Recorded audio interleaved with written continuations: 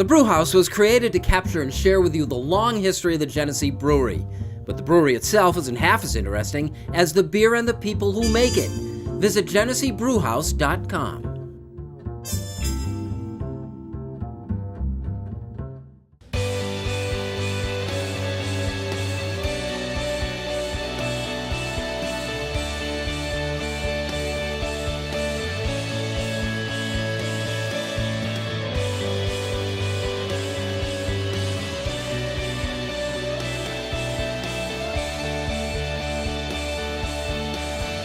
Hello everyone and welcome to the Rochester Press Box on location here from the mighty Genesee Brewhouse. I'm Bill Pucko and happy to be joined this week by a rookie. Nice to have you in finally. We've talked about it for a long time. Warren Kozireski, an instructor of broadcast journalism at SUNY Brockport. Thanks for joining us. Thanks for having me. Mike Catalana, co-host along with Pat Duffy. Back. Oh, I did not know played for the Red Wings. Yeah, believe it or not, my name on the back of it, no big deal. But isn't it weird that this is a vintage Red Wings jersey now?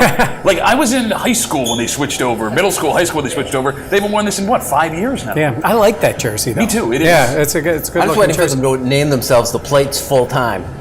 No, come on, that's not happening, right? I mean, I don't even mean that. I don't even like the once a week thing. I like it. Don't be that guy. Don't be that. I've been doing sports forever. We keep it this way because we like it I'm this way. supposed to be that guy. Okay, all right, you be Let that guy. me be that guy. I love it. But I agree with him. Fun, hate it. Warren, you teach broadcast journalism out of SUNY Brockport, and I confess it, as a broadcaster, I stopped evolving about 10 years ago. Old school values, all the rest of it. What are you trying to tell the kids that the landscape is going to look like when they get out there? It's not much different than it is now. It's still writing, it's still audio, it's still video. It's just a different platform. So the platforms change, but the basics don't change. But you got Twitter, you got hot takes, Yep.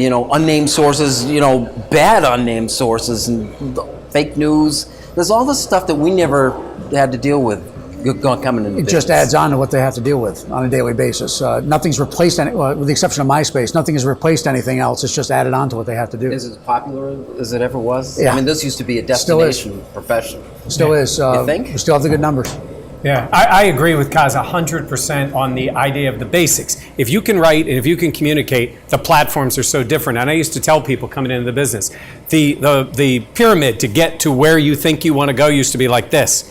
Now it's like this, and young people, interns and all, would come in the newsroom and some of our news people would say, oh, sports, boy, you got a tough time. No. Maybe in local news, maybe the jobs that we have had in the past are less than they used to be. But in terms of media for sports, there has never been more opportunities. And I guess it can be a plus and a minus. The plus being you can get your outlet out there. I mean, what did we do? I was recording into a tape recorder when I was a kid. Now a kid can have his own Twitter feed, his own podcast. He can actually get what he wants out there, his own website to communicate. Whereas years ago, you actually had to be getting paid and work for a legitimate place to be able to do it. But it's really interesting because you can get yourself paid. I mean, you look at it, like them or not, places like Barstool, places like Awful Announcing and Deadspin, like these guys had an idea, they took it, they ran with it, and Barstool, again, I mean, I don't always agree with everything they say or everything they do, but you cannot ignore the fact that you have superstar athletes,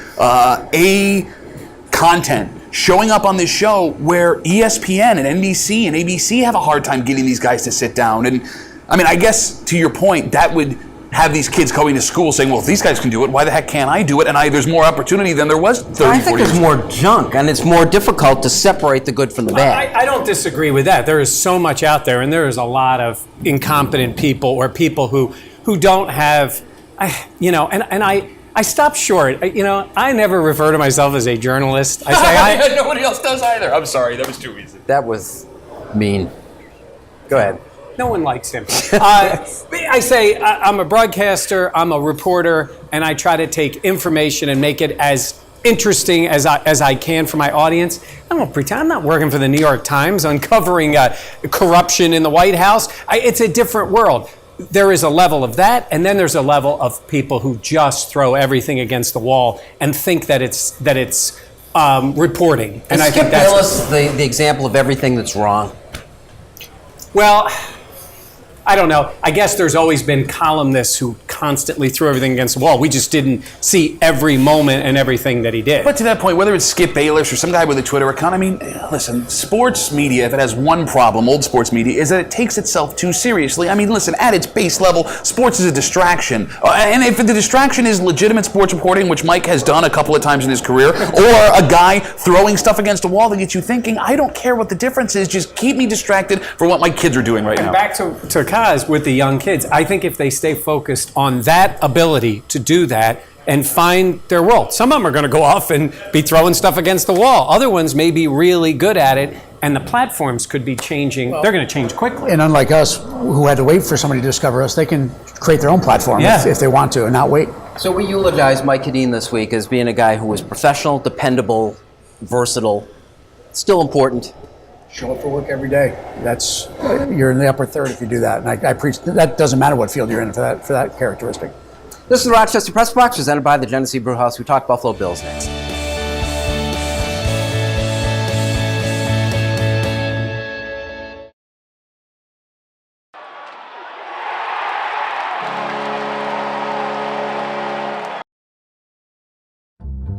The Press Box, brought to you in part by Connors and Ferris, your workers' comp attorneys. Call 262-COMP, C-O-M-P, today.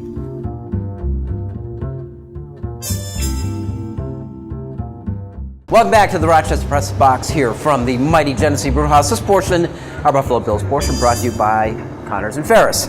I saw power rankings. I've seen odds about the Buffalo Bills in the upcoming season. None of it looks good. Is this? Yeah, I don't pay a stitch of attention to that. They were wrong about the Bills last year, and they're still wrong about last year about the Bills, right? I mean, most people looked at it and go, this was a playoff team, and now they have no Tyrod Taylor, and they get dropped down. Come on, anybody who watched that team knows it really wasn't a playoff team. Everybody who knows that they were in the beginning of the rebuilding. Forget that it's Josh Allen.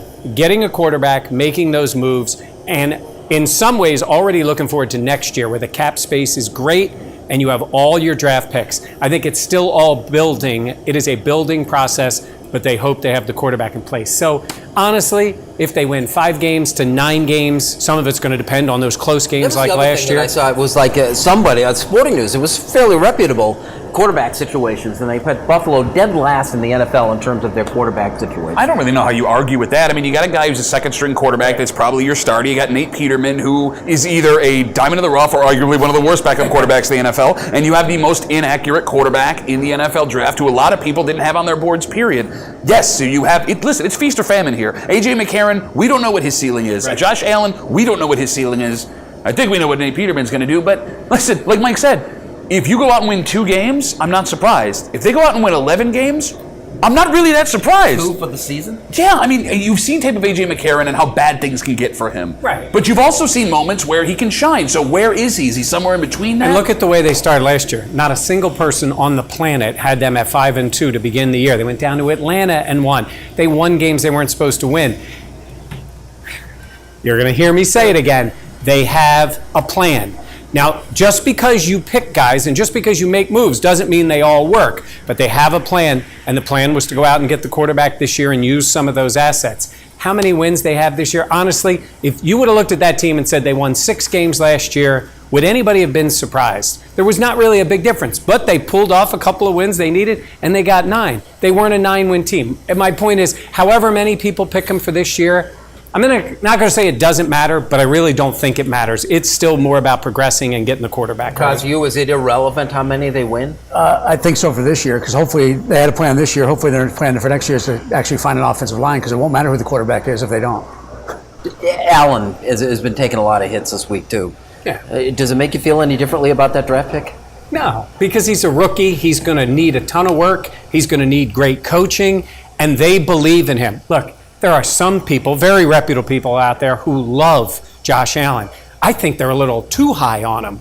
And I'll talk a little bit later about the way I think it's going to go with the fan base in terms of how they feel about him. He's a talented kid, and he is a worker. And if he gets the right coaching, I think he can be on the right path. But what his ceiling is, no one knows. What his floor is, really nobody knows until we actually get a chance to see him on the field. And even that's not going to be decided this year. And the fact of the matter is, listen, no matter what happens, unless something crazy happens before training camp, you still have arguably a top 5 running back in your backfield there. I don't care what the offensive line looks like. That guy can make guys miss. You've watched him his entire career, coming out of Philadelphia and now here in Buffalo. LeSean McCoy counts for something more than just this team is run-of-the-mill. And look, I don't know if the line's going to be better this year. It would be hard to predict now. I was not particularly thrilled with the way the offensive line played a year ago. I think they got exposed a little bit about their lack of athleticism on the line. As big and strong as Incognito is, and Wood is such a veteran than he is, the line got a little bit exposed, and I don't know how well it worked with some of the things they were trying to do. I mean, they're certainly going to miss those guys because they haven't really replaced them yet. But I thought the line disappointed a little bit last year. It's so funny not to have pre-draft to talk about, though. It's almost hard to believe we've cleared that hurdle now. It's like, all right, now what? This is the Rochester Press Box here from the Genesee Brewhouse, and a portion brought to you by Connors and Ferris, like it or not, is next.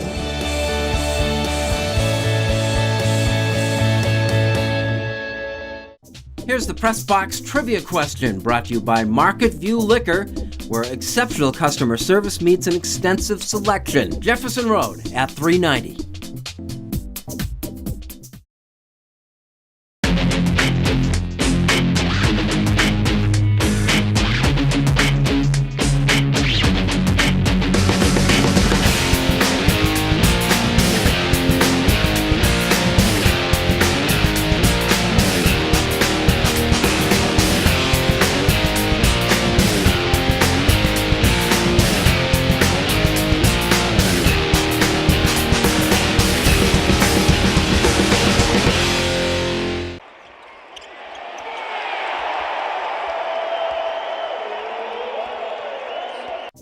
Here's the Press Box Trivia answer, brought to you by Market View Liquor, where exceptional customer service meets an extensive selection. Jefferson Road at 390.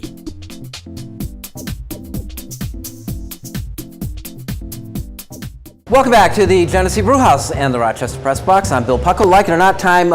Look, we've had 5 days to digest the matchup. Like it or not, the Warriors or the Rockets? I don't know. I want to see the Rockets do something to make me believe that the Warriors are beatable. And, I mean, maybe they are.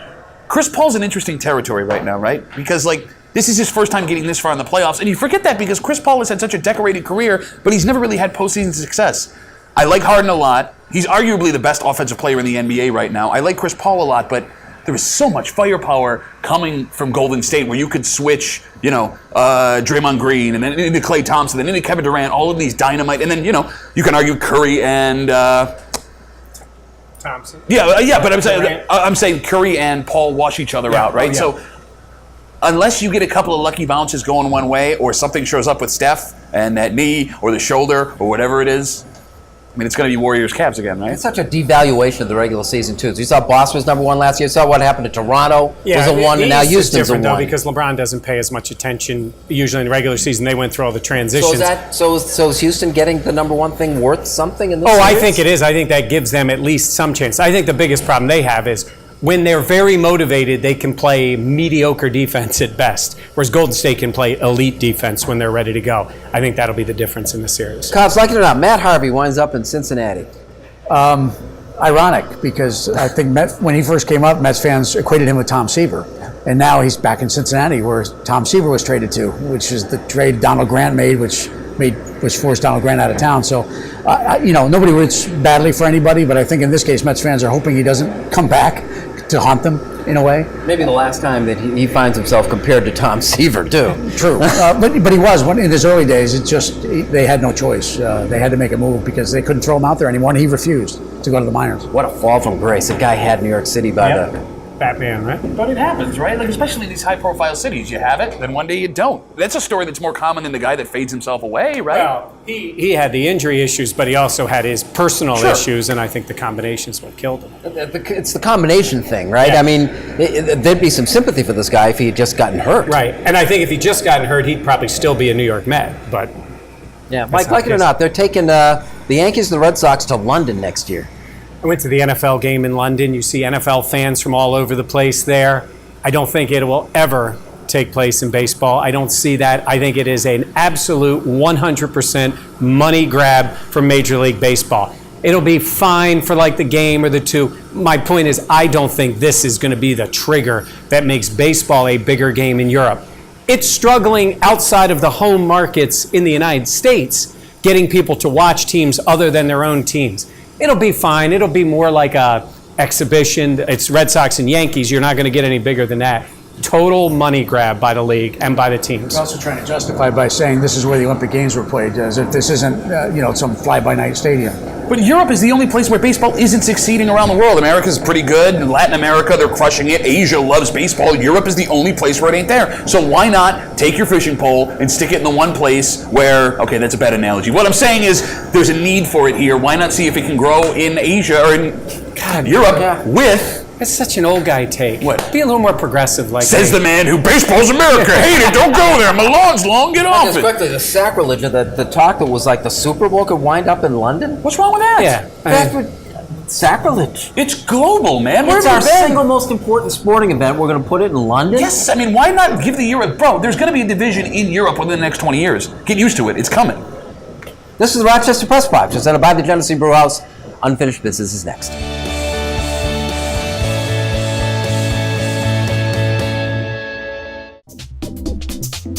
Here is the MVP Experience Stat of the Week, brought to you by Sport Clips, where it's good to be a guy. No appointment ever needed.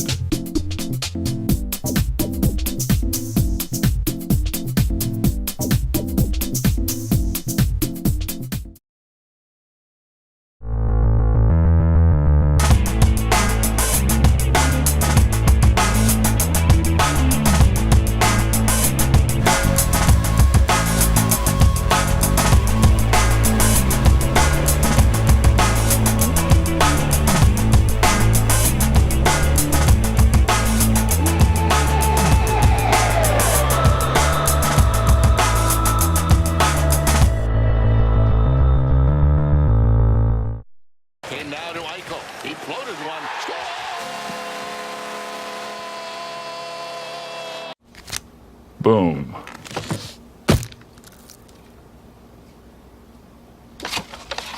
Go-getters, get two with Dunkin' Go-Tos. Boom. 2 sandwiches for $2, $3, or $5. America runs on Dunkin'. Welcome back. This is the Rochester Press Box on location at the Genesee Brew House. This portion Unfinished Business brought to you by Dunkin' Donuts. America, in fact, the universe runs on Dunkin'. Pat. Yeah, we're just talking about the NBA and the Warriors-Rockets. And there's a lot of rivalries going on in the NBA playoffs right now. In fact, some that ESPN likes to manufacture, or other news guys that'll remain nameless. My point is this. There is a legitimate rivalry that's coming upon us that nobody is talking about. LeBron versus Boston.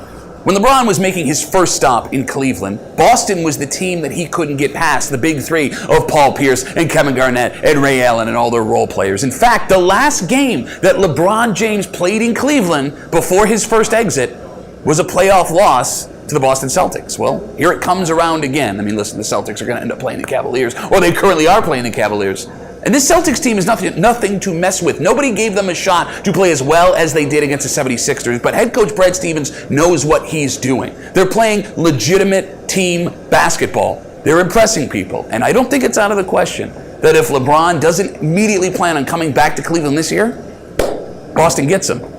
It's been haunting for LeBron James. And I think I grew up with this team, and no one would like to see that more. It's just, how do you do it without those players? Go back and look. The last Big Three year in Boston. The Heat, with LeBron in the Big Three, beat Boston in the second round of the playoffs, and you would have thought they won the NBA Finals. That's what that means to LeBron James, and it's in his head, I'm telling you. And to your point about both those guys, Gordon Hayward's a nice player. He's already been replaced in Utah. He would have taken minutes away from both Tatum and Brown, who I think both top end are better players than Gordon Hayward. Kyrie Irving is a spectacular player, but Boston plays differently without him. Maybe a little, as you mentioned, the team play, and it goes more. They're going to lose those moments when nobody's hitting and Kyrie can just carry you. But for 48 minutes a night, of course I give him a shot. They have depth, and you don't know where the offense is going. And Al Horford is smart, and he is tough. And Cleveland is LeBron and the other guys who run around near him. But he is that good that he can win the series by himself. Cuz? Sabres fans, you have the #1 overall draft pick. Congratulations. Now don't expect too much all at once. He's a good player, a really good player, but he's 18 years old. Remember Aaron Ekblad, how many years ago? He won Rookie of the Year. Then, have you heard his name mentioned the last couple of years? Tyler Myers, bringing that one a little bit closer to home. He will be a good player. The good news is NHL teams such as Nashville, Columbus rebuilt through their defense. This is the way to go. You just need to give it time. But it's so much fun to think it's going to make such a difference. And it will, but give it a few years. All right, the Bills are getting ready, rookie mini camp, and then they'll be ready for training camp this year. And we talk about the hot takes. We talked about media. We talk about the way everyone reacts to everything. And I always say at work, everything is a thing now. I think the Bills need to have blinders on. And I think they do. And I'm talking management-wise, and I'm talking about Josh Allen. I put out a tweet this week. I just said the timeline for Bills fans. I basically said they like Allen, then they start getting worried about him, then they're panicked they're going to get him, then they're mad they got him. Then they start looking at Allen and seeing some video, and he looks pretty good. And then by training camp, there'll be people watching him when he looks good, screaming that he should be the starter. Brandon Beane, Sean McDermott, blinders on. You have a prize here. You have a talent. You have to treat him the right way. When he's ready, let him play. Until he's ready, don't worry about anything else. Don't worry if AJ's not completing passes. Don't worry if you're not winning football games. You play Josh Allen when Josh Allen is ready, and that gives him a chance to succeed. Everything is a thing now. Words to live by. It is, isn't it not a thing? I mean, it's like even that jersey is a thing. That's why he's the fourth in the business. This is the Rochester Press Box, presented by the Genesee Brewhouse. This portion was brought to you by Dunkin' Donuts. America runs on Dunkin'. Kaz, nice debut. Thanks very much. Thanks for having me. Guys, as always, Thank great. Thank you for joining us. We'll see you next week with the Rochester Press Box.